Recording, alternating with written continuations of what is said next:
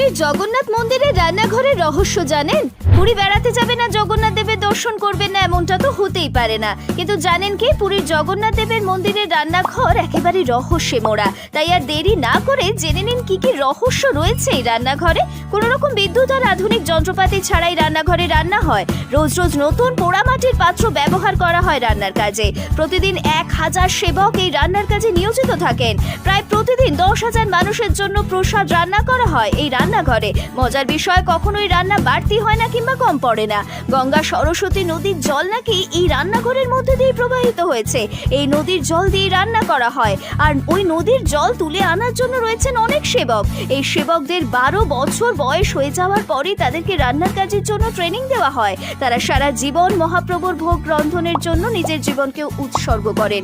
ভিডিওটি ভালো লাগলে লাইক করুন, চ্যানেলটি সাবস্ক্রাইব করে সঙ্গে থাকুন।